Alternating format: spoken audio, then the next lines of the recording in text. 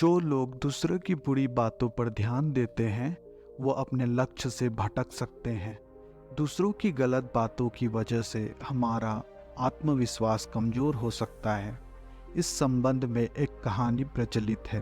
कहानी के अनुसार एक विद्वान संत अपने शिष्य के साथ एक गांव से दूसरे गांव लगातार यात्रा कर रहे थे। कभी कभी किसी गांव में कुछ देर के लिए रुक भी जाते थे। ऐसे एक यात्रा में संत अपने शिष्य के साथ एक गांव में रुके। संत ने गांव के बाहर अपनी कुटिया बनाई थी। गांव में यह बात फैल गई कि कोई संत हमारे गांव के बाहर रुके हैं।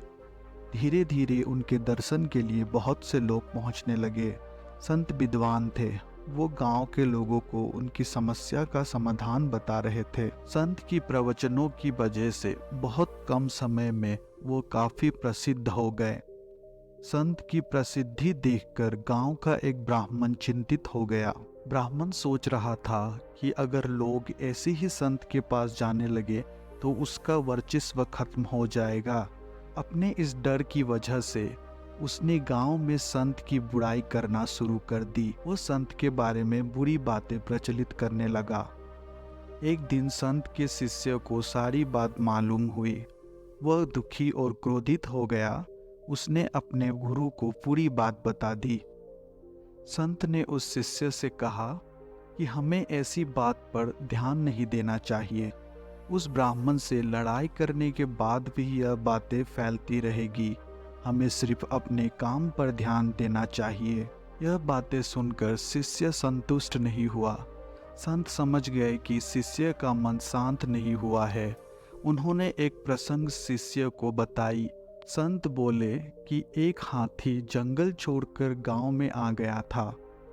गांव के कुत्ते हाथी को देखकर काफी भौंक रहे थे, लेकिन हाथी अपनी मस्त चाल में आगे बढ़ रहा था। उस पर कुत्ते के भौंकने का कोई असर नहीं हो रहा था। कुछ ही देर में कुत्ते थक गए और उन्होंने भौंकना बंद कर दिया। हमें भी बुराई करने वाले लोगों से इसी तरह पेश आना चाहिए।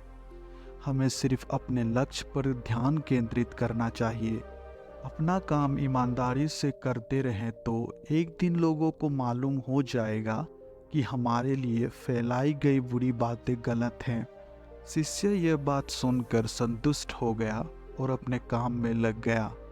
हमें भी उन लोगों पर ध्यान नहीं देना चाहिए जो हमारी बुराई करते हैं। बुरी बातों की वजह से हमारा ही आत्मविश्वास कमजोर होता है। इसीलिए अपना काम ईमानदारी से करते रहें और आगे बढ़ते रहें। आशा करता हूँ वीडियो पसंद आई होगी। धन्यवाद।